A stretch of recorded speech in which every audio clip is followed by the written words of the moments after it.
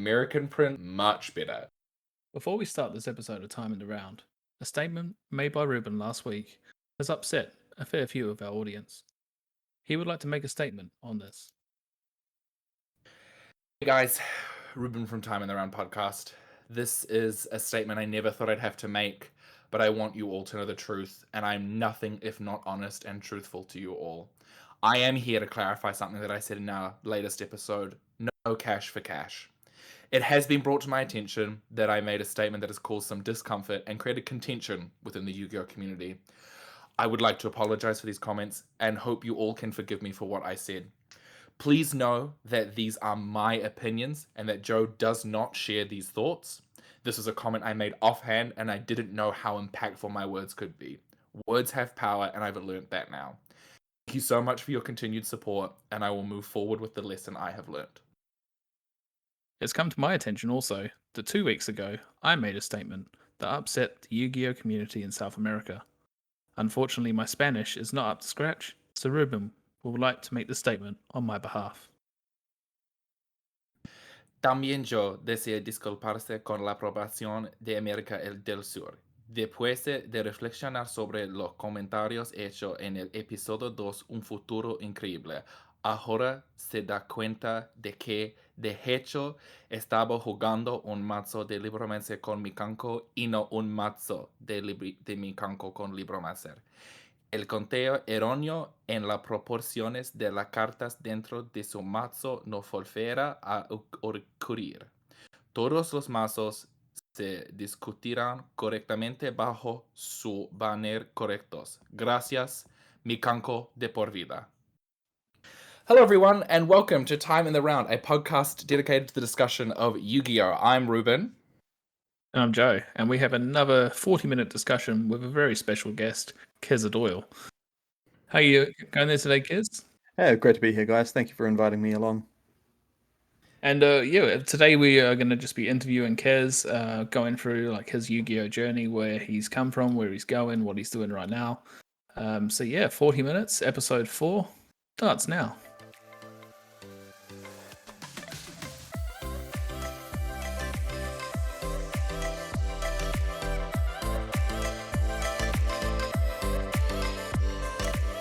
Well, welcome, Kez. So happy you're here. How has your day been? Very productive. Chloe has had me in the garden because it's been the driest day on record in Auckland for like the last month or something. It's been really good, and we recorded Brown Pants episode 2, and now after a delicious dinner, walking the dogs, being domestic and all, I'm finally here with you two. Spend my time. Yeah, nice. So we've got a whole huge list of questions, so I guess we'll get straight into it. The one we always start off with is, what was your first experience of Yu-Gi-Oh? How did you get into the game? What year was it? And did they have color back then? Yeah. And what were stagecoaches like? No, so yeah, I've been playing Yu-Gi-Oh for like the better part of it's coming up 20 years, or it has been 20 years, and like my senility has just completely forgotten.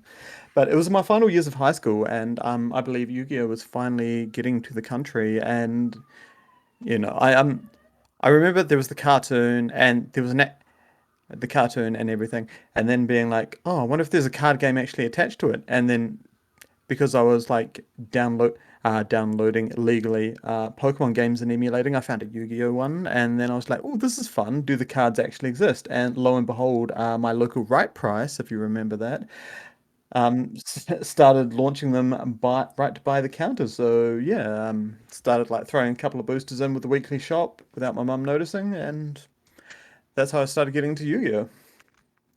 And been here ever since. Part of the furniture now. Yeah, nice. I mean, obviously, there's a big jump, a stage of someone's like sort of Yu-Gi-Oh journey, I suppose, from being the kid in the playground to then finding a competitive tournament. Do you remember when that switch sort of came to you, when you decided to sort of get into the game competitively? So sort of what happened was, because like I said, I started playing the game like late in high school, and then the next year I went to university and stuff.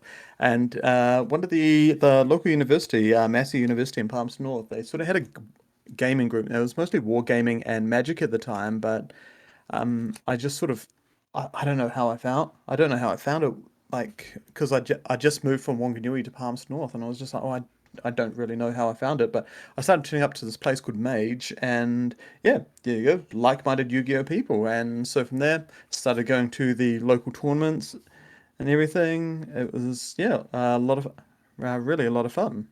And but the biggest first competitive tournament I ever went to was a Wellington Armageddon tournament. Now this is when like the only sort of tournaments that New Zealand had at the time were these Armageddon ones. So I turned up in typical. I was going to say typical Kez fashion at the time, but let's face it, I haven't moved along that much. I was hungover as stink at the time, and turned up. This was about 2004, late 2004, early 2005. Yeah, I turned up to Wellington Armageddon. Apparently, there were these big names here that had been flown in by Game Player, if you're old enough to remember that. And I ended up coming second place, and I only came second place to a gentleman by the name of Michael Fry because I did not know that I could activate Torrential Tribute and Bottomless Trap Hole in the same response window. So what would have happened was he had a field full of scapegoats, and he had the Sacred Phoenix of Nethsith coming back from the graveyard. Now what I could have done was chain the Torrential to clear the scapegoats, but then to that chain the Bottomless Trap Hole, so the Bottomless would have banished the Phoenix and the Torrential. But so I sort of opted to be like, oh, I'm not too sure. I think the best play is just to try and like torrential the field and try and just go for game next turn, but then like the Phoenix just kept gaining an advantage for him. So I ended up coming second because I just didn't know how chain links worked, and still don't. I mean, that's pretty impressive. Obviously, your first experience of a tournament and come in second. Also impressive that you have a memory that far back to like remember single plays in the game, because I don't even remember what I did this week. But yeah, I mean, You've got baby brain. It's okay. We forgive you. one thing I'll touch on is that obviously now I run the Palmy Hobby League, and that's something that you used to do, and that's the first time I sort of met you was at Mage. It would have been 2006. How did you enjoy like running a hobby league, and was that sort of like, did that give you the taste for what you were to go on to? Yeah, it did actually. Like I sort of fell into it because a couple of people were running it at the time, and then they just sort of like, as their interest died off with Yu-Gi-Oh, they just sort of stopped turning up. So it sort of became bit of a chaotic mess. So I just sort of took it upon myself to sort of start running and organizing things. And yeah, why not? It worked out fine. I still believe I've owned the hardest working Nissan Primera in history with the amount of people that has that car shuffled about in the time. But yeah, no, running Hobby League was great. Got to meet a lot of big names at the time, like Scott Hutton, Daniel Schofield, former national champion, world's competitor as well, who I believe has just recently returned to the game and Yeah. playing in Palmerston North at the moment.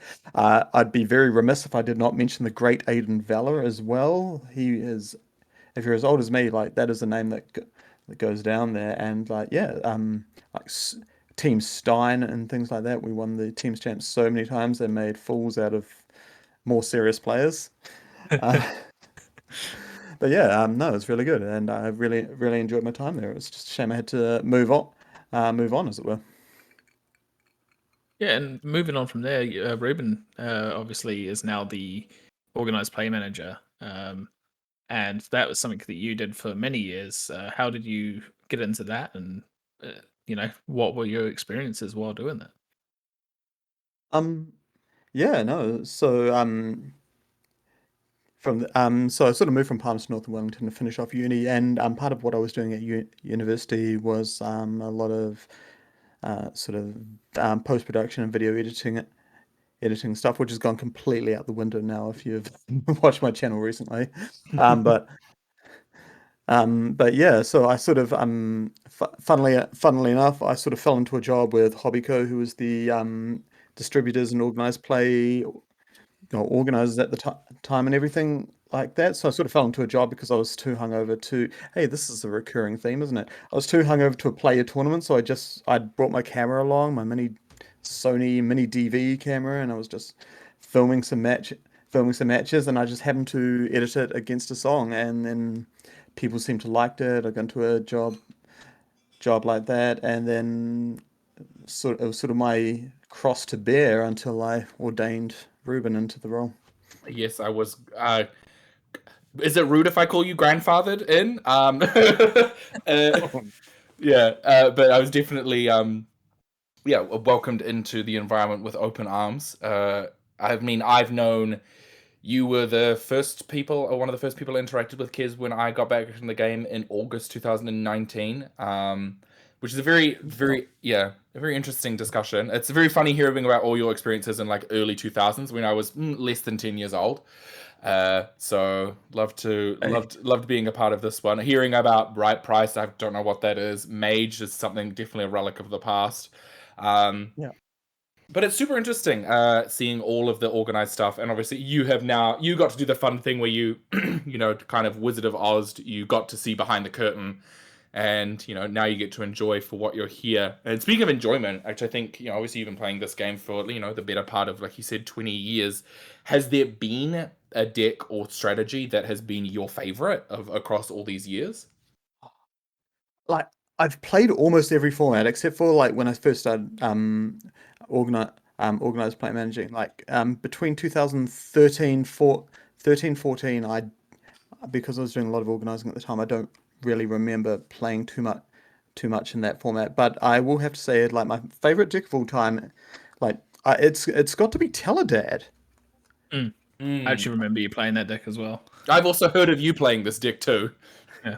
It really has to. It really has to be Teledad. Like people would look at me now and consider me that Cyber Dragon's been your like favorite GX theme at the time, but no, at the time when they first came out was the Destiny Heroes, and like the deck like played the Destiny Heroes.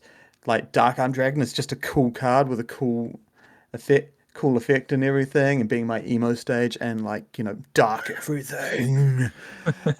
Um, But yeah, like, and the fact the deck morphed along the ways with the ban list. It's one of those things that I sort of stuck with for like maybe almost 3 years playing, like through its early stages up to like the Royal Oppression variants, and then you start getting into more like there was the I believe it was called Dark City variants, and it was like big skill drains and Destiny Hero Defenders and Blackwing Gales and that sort of dash. And yeah, the deck just really stuck with me the entire time, and I loved it. Telly did. I remember sitting down with a very budget Monarch deck at the age of about 11, maybe 12, and God. sitting across the table from you playing Telydad, and I don't think I can ever remember taking a single game. That deck was pretty brutal, and I have to Not many people do. No, it had it had a lot of style though. I'll give you that. Like it had Destiny Draw with the Disc Commanders and all that sort of stuff, and it just looked like a cool, fun deck to play. So I can understand that one. Yeah, it was just great. This is 2010.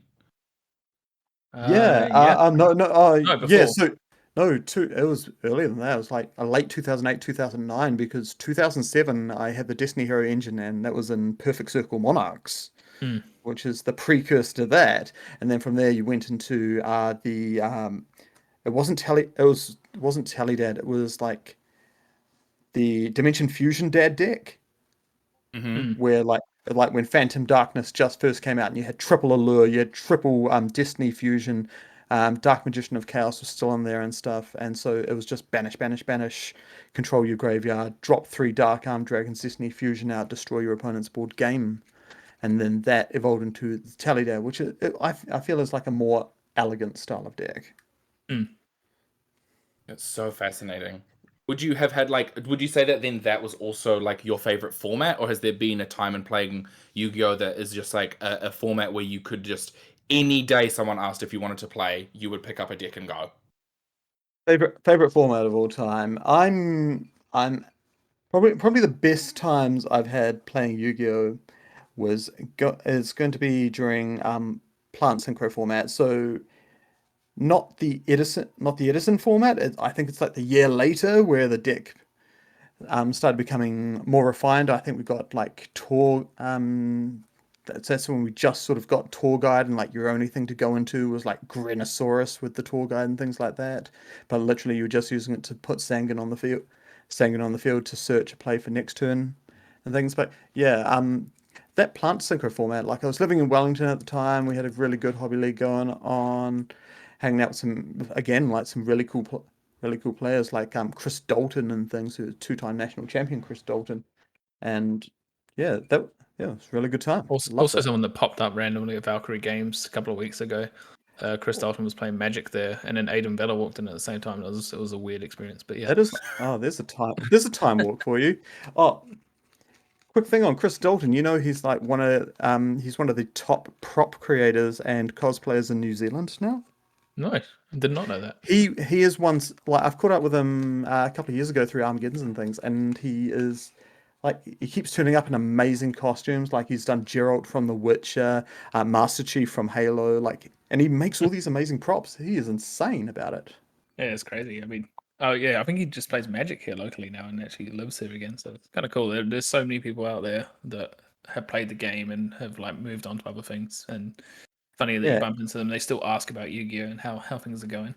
Yeah, you're just sitting in a, it's like the end of the Dark Knight Rises. You know that scene where Alfred's in there like having a port or something in like a fancy French restaurant, and he looks across at the table over the far side, and there's old Bruce just like tips the old glass at him. No words said.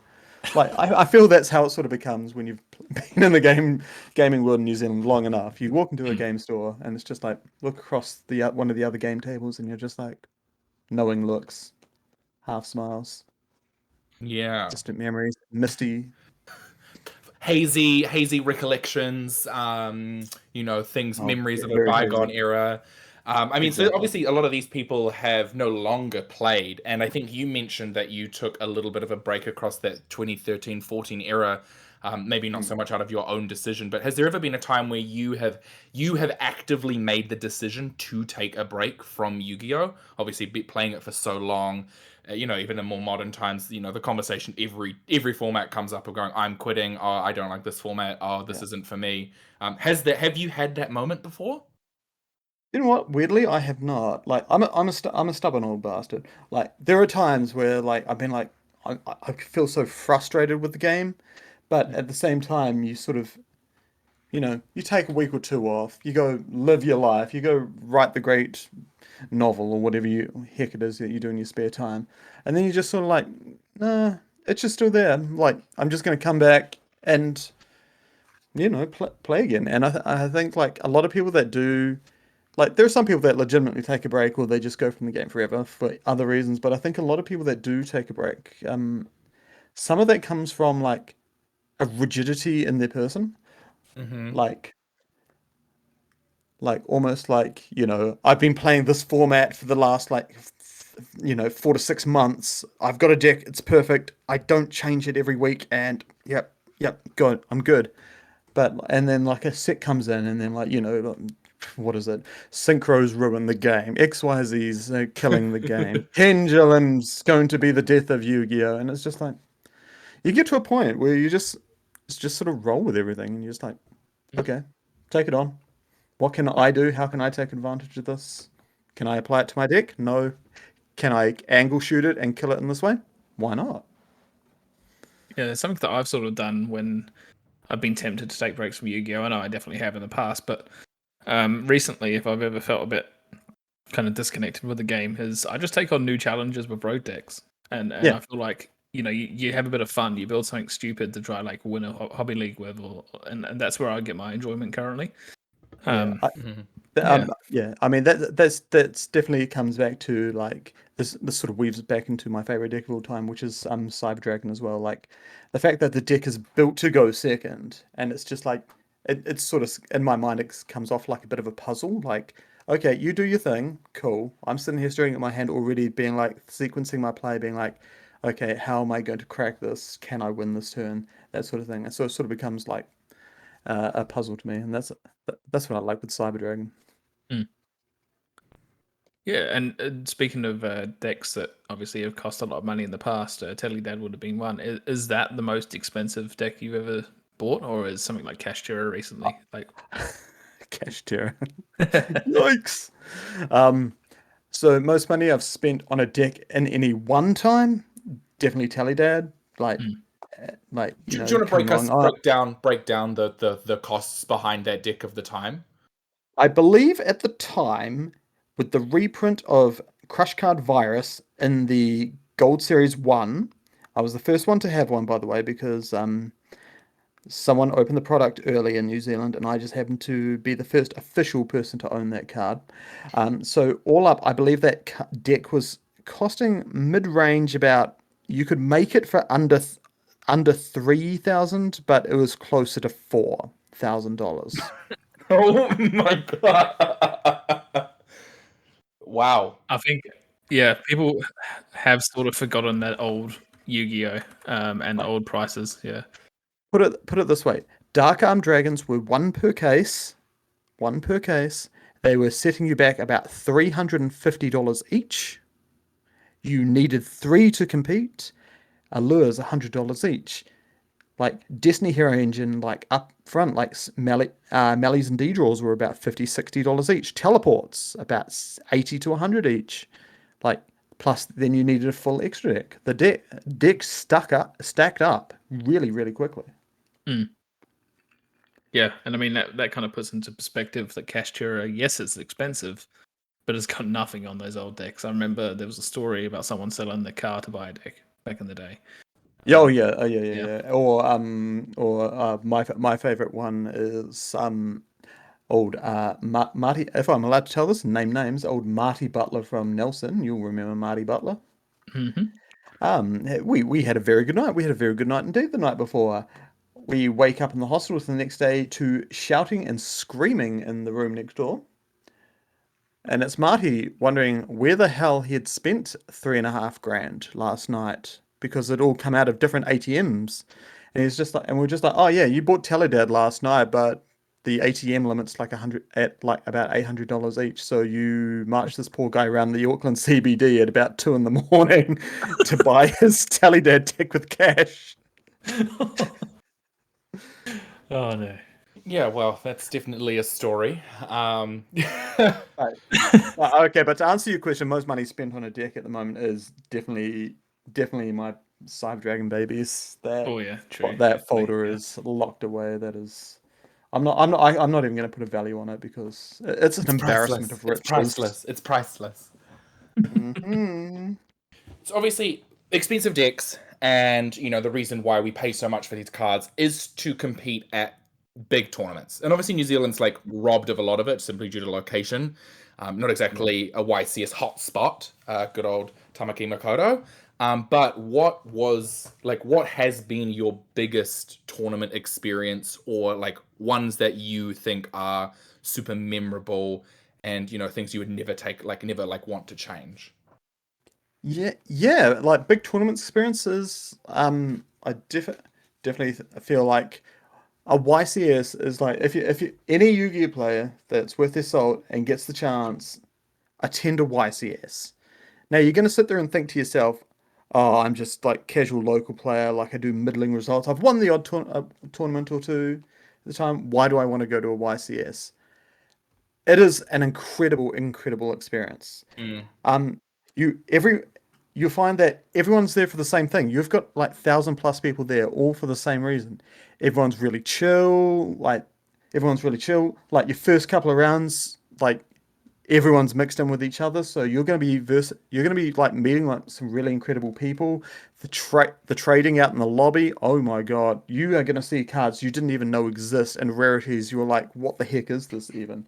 Like you're gonna blow your mind, and it's literally a holiday with Yu-Gi-Oh! Like this is Duelist Kingdom without the boats or like chance of losing your best cards over the board. Like it's like YCSs are great, and so but yeah, I understand that like people can't sit there and like our closest one is Sydney or Melbourne like every time and stuff. Like so, I mean, if you do get the chance, like just take a punt. Like come to a national tournament or like North Island, South Island championships and stuff. Get a couple of your mates together. It's so good. Like you have a great time. You meet a whole bunch of people. It's like building connections like outside of things. Like if you've been in the Facebook group and you've traded with a couple of people, just the whole simple putting a face to a name and being like, oh yeah, I got that card off you. You're a good guy. All right. And just being able to do that, like it's fantastic. It makes you feel so much like you're included in so much more instead of like your normal like maybe 10 person locals. Like you come along, room full of Yu-Gi-Oh players, everyone's there for the same thing. Energy's electric. Mhm. You've actually done, I'm pretty sure, if I remember correctly, you've done pretty well at some of the YCSs you have attended. What's God, sort of like your best tournament result or experience that you've personally had? Um, believe it or not, my best results in Yu-Gi-Oh don't even occur in New Zealand. Yeah. Um, so so my best results I have top 8'd in Australian nationals. I have top 32'd at least 2 Oceanic championships, both held in Australia, and I've top 32'd a YCS's one YCS. No, I've top 32 two YCS's now. Yeah. But it's just one of those things. Like it's so decades ago. Like I think my last YCS top is literally coming up. Like sort of like 8 years ago. Yeah, I mean, it's definitely an achievement, though. And I think what you say there, being overseas, maybe it's the extra drive of, you're spending that money going overseas to play. So you're going with that mentality, rather than if you're in New Zealand, you might, I don't know, not take Yeah. things as serious, maybe. Yeah, and I think that's actually the biggest advantage of a New Zealand player because we go over there with like sort of our homegrown techs, our sort of homegrown ways and plays, and if you if you verse like cool person, you guys can be chill, you guys can have a chat and stuff, and naturally the better player is going to win. But sometimes you can snake those games against like those really serious hardcore players. They make you feel a bit edgy because they're on edge the entire time, and yeah, you can just like spook them off with cards that aren't the most, or like a play that they don't expect because it's not the logical play, and yeah, they just go out the window on tilt, and it's funny. Mm. We're very laid back in New Zealand compared to other places, and it can throw more competitively minded players off. I feel like that's a really good piece of advice. Just don't take it too seriously. Like put yourself in the perspective. You're playing a children's card game that is printed cardboard and foil. Like it's not that serious. And I think New Zealand has a really good track record of, a lot of, it's a 90, I don't want to say 99% of the people I sit down and play against Yeah, share like that mentality maybe as maybe well. Joe would remember this. Like, Joe, do you remember that there was a about 4 or 5 years at national champs? Like, sorry, digging into your childhood here. I don't know what we're going to find. But 4 or 5 years, there was 7 players that would always top 8 that you'd be like, oh yeah, great, yeah, they are some of the best players in the room, good. But then there was that random 8th player that always snuck in, and you'd be like, what? Why are you here? Yeah. Yeah. Like I think the most prolific one would be a West Coast gentleman, but Putz Edwards. Like it would have been during one of the Tellydad nationals or even the X Saber nationals, and he top eighted with gadgets of all things. There's I don't, always that one rogue deck that sneaks in somehow. yeah, and that's what I love about New Zealand because you think that room 100, 200 people, there's always that one guy that sneaks in, and they're the one you're cheering for. The They're classic the would one have you're cheering been for. like even Jeffy Forrest back in, I think it was 2013 gameplay of champs. He showed up with Yeah, it was 2013. Yep. Yeah, he turned up in Dragon Ruler format and one with Evil Swarm. yeah, and like swiftly 2-0'd like almost Sick. every single Yeah, Dragon Ruler player. he was slashing everyone across the day, and then we had a really great night out, and I believe I shouted him $600 worth of champagne, you bastard. And there was also like another one. Karen Sommer won a Oh, Black Wings! yeah, Black Darren Wings. Solomon, Black Yeah, Wings. back in like I think it was like Bernabé Shadow sort of era, and all he Yeah, was doing was making Vanity's Emptiness and then like locking it with Master Key Beetle, and just like winning every single game doing that, and then he just took it all the way and then won the whole tournament. So like New yeah, Zealand definitely has like a lot of outlying decks that just come along and swoop like a whole entire tournament, and it's so cool to see. yeah. It's great stuff. That's what I love about us. Like, And I think that's what the world loves about our Yu-Gi-Oh as well. Like, when I post your deck list, it's not to it is to put a name and get you guys out there and things. But it's also because I know the world loves it. They love to see like holy crap, how did that deck win locals? It's just like I'm not gonna spill the magic, but Uh, yeah, that stuff can win in New Zealand. yeah, I mean, very famously, you made Penguins go international. That is probably the most memorable Oh thing my of your content creation of recent history. When you profiled Penguins and the internet yeah, lost their we mind. Single-handedly providing Cheese TCG with his career, and doing so much to the native penguins of New yeah, Zealand like and beyond. MCO 40, what is it, CMO and stuff. They were like there are essays, like hour-long videos discussing this deck, and it's just like it won a locals, guys. Please place a little perspective on your tournament situation. But yeah, going into the content creation, obviously, after you finished up being the organized play manager, that's something that you've taken up. Yeah. What is it that sort of gave you that drive to go into that? And yeah, Well, again, it's the New Zealand attitude. Like, there are all these other places that were getting their dick lists out there, and I'm just like, what? Why not? Like, Hmm. we deserve to have our little spot in the sun. We do things differently. Well, I like to see everyone do well, and like, yeah, just want to see have the world, like, see it, be our audience. Sit on down, take a seat, spin a yarn with old Unky New Zealand. but make sure you label the decks properly in future, because we've had to make an apology at the start of this video due to that. Oh, is this Yeah. the Mekanko thing again? Yeah. Christ. I'm Yeah.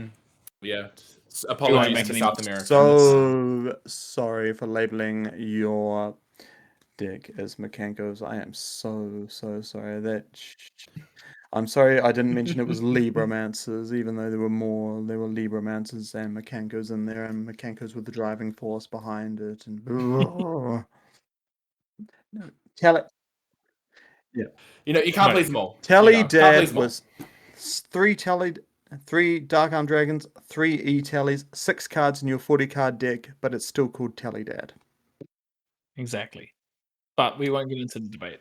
Well, you know what? That was 13 years I ago, kids. Times have changed, and I think we need know to as well. the nurse is giving me weird looks. Like, who are you talking to? And so with the content creation, where do you want to take it next? Like, what are some like milestones that you wish to achieve, or is there something that you want to do with the way that you present content that can kind of stick a make a flag in the New Zealand soil as a place to pay attention to Yu-Gi-Oh? Well, that is a very good question indeed. And I suppose that's sort of, well, I mean, where we're moving next. Like, humbly, I've been asked to be part of the commentating team on the New Zealand Open in early March and stuff, and just to being able to add our New Zealand flavor to that. I'd love to be able to, like, maybe even, like, possibly even do like a full-on, like, documentary history of New Zealand Yu-Gi-Oh, just going down that rocky dirt road, as it were. But yeah, content creation is a weird thing. Like, a lot of people into streaming things. I do not have the time in the world to be able to do that. I'm sorry to say. Not re not really, but I do appreciate anyone that watches my channel. I love being able to put out deck profiles for anyone. If you're listening at home from New Zealand and you win your locals, hey, send your deck list in, because holy crap, do I want to put your name out there. Unless it's Flawanderese. Yeah, unless it's Flounder. You know who you are. You're not getting featured anymore. Sorry, it's just such a cookie cutter deck. Get over it. Go pick up a new deck. Fuck you. I'm gonna be honest though. That is the reason that is one of the reasons that I moved Kashtira on. Like, after playing, like, I was playing it on the weekend, and someone legitimately, and without an ounce of like cynicism or anything in their voice, they were just like, "Ah, yeah, you're playing Kashtira, Kez. This deck plays a lot like Fluanderese, doesn't it?" And in my brain, the switch just went, "Nope, out of here." He's got soured real quick. He's got soured Out of here. really You quickly. literally just ship that off to the USA the following day. Yeah. Monday morning, that thing's got a first class ticket. Oh, Tuesday, it's a oh, public God. holiday Oh, weekend, yeah. Kez. God. Thank you. But that's amazing. I mean, I love seeing deck profiles on the Facebook page. I love where they go. Obviously, you know, big shout outs to Ready for Duel. I think a consistent reposter of everything that you do. Single-handedly fueled the Mikanko hate. And you know, there's so many ways and things that you know get support. I mean, I've even done it for you. I you know, in Australia, I you know sent through your or Dino's list when he top 16 Sydney, just because I know that you have the perfect platform to you know show off New Zealand talent. I think it's so hard to do that, especially because we've got such a small country. It's quite tight knit, and you know don't want to get too much into it. A lot of tall poppy syndrome. A lot of people going like, "Oh, you're not that good. Oh, whatever. You know, it's a fluke, etc." Whereas what you do is kind of celebrate success, which I think is super inspiring, and you know, give Yeah, people a look, chance to shine. I'm very real about like the situation of our weekly tournaments in New Zealand, but there are people that are like even in New Zealand that are far removed from like being able to go to tournaments themselves, and like if they see their pet deck up there, it's almost inspiring to them. Like maybe they've been going wrong, they've been playing online, they're just like, oh, I can't get this going right, or in their circle of friends, they've been playing the deck the same way. Then suddenly they see their deck pop up and they're just like, oh, all right, cool, yeah, all right, let's go. This guy's doing awesome. Great. Cool for him. Can I be awesome? Of course you can. Yeah, I think obviously you've made yourself very well known now internationally with the deck profiles. Like everyone seems to pick them up, especially MCOL40 seems to love them. He's now a Um, subscriber. We cannot give him. We can't give him. We can't give him so much Woo! gaff now. I used oh to. no! We used to go. We used to. I do apologize. We did used to go onto his YouTube videos every time and be like, can you credit us? Can you credit your move TCG? Thank you. But yeah. But yeah, one video and one thing that I appreciate on your channel is every time you've kind of like vlogged at an event, sort of thing. So the one you did for OC, also just the amount of deck profiles you managed to pump out at the OC was nuts. And yeah, are you looking at doing that sort of thing again in New Zealand? Well, yeah, I mean, like, definitely love to. Obviously, I'm sort of a bit hamstrung with doing the commentating at the New Zealand Open and things, but heck, if I've still got any voice at the end of the day, yeah, come see me, or like maybe this is an opportunity for any other up and coming YouTuber to be like, oh yeah, oh craps, Kez can't do it. Me, or like maybe put your own name out there, start your own channel, start your own team. That'd be great. Maybe get But Zarkdick content creation. oh my God, I wish Zarkdick is coming. But yeah, hopefully I'll be around for the Winner Case Regional on the Sunday, which sounds like a bloody huge event, and it will give me a chance to actually play that weekend. And I guess tagging on to that, I guess I can announce myself as your commentating partner for the NZ Open. So like it will be me and Kez taking on the content of the day on the official Konami Twitch channel, I believe. Oh my God, we're going that far out. All right. Yeah. So we'll be on our best behavior. We'll be in nice shirts, probably. and hopefully we can provide good commentary on the day. Yeah, definitely hoping to do New Zealanders proud with how we represent you guys, how we represent the game worldwide for Konami. That's going to be great. Yeah, I'm on the organization side of it, so I look forward to seeing everyone attend and register. And you know, I think it's going to be nice to have an open style event. And then obviously after the open, our next large events will be our North and South Island Championships. Obviously, these are like you know annually. It's not a surprise that these are happening. I guess as another question, because this is like a new format. What do you think of having two individual championships as opposed to? I know Joe talks about it quite a bit. The one nationals case. Like, how does that feel to you? I do enjoy like the overarching title of national champion, but I do understand that like the national championship was always very heavily like catered towards the Auckland mob. Like, yeah, some of us from the lower North Island would drive up and things. So maybe you get the odd South Islanders like team turn up for the event, but it was always a very heavily Auckland event. Splitting the event into a North Island and a South Island champ, I think is good. I actually quite enjoy it. South Islanders, you guys get something really cool down your way, and it's always a good time in Christchurch, I assume, as usual. Not making any assumptions there, but yeah, it's always a great time in Christchurch, great time in Auckland whenever there's a tournament there.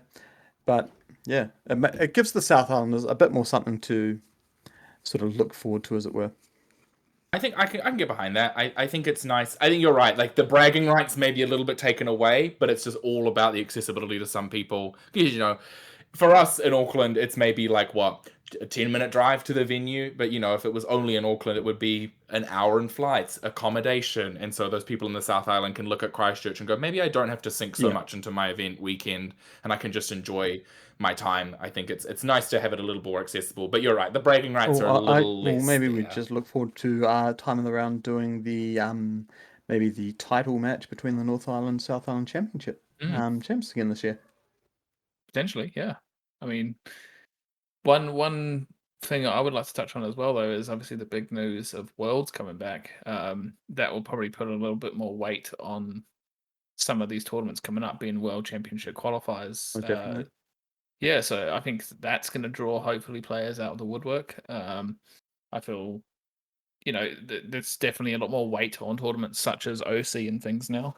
Sadly, we had that. The only thing lacking from the last OC was the fact that the winner went to Worlds, or the top two went to Worlds, and I mean, maybe Dino, our OC champion of 222, just has to pull finger and just go undefeated again. But I mean, like, what a story would that have been to go undefeated in your Oceanic Qualifier Championship and then get to Worlds, and then like maybe even going as far as undefeated to like, if not the finals, and win out. That would have been a really great story. But unfortunately, just wasn't happening that year.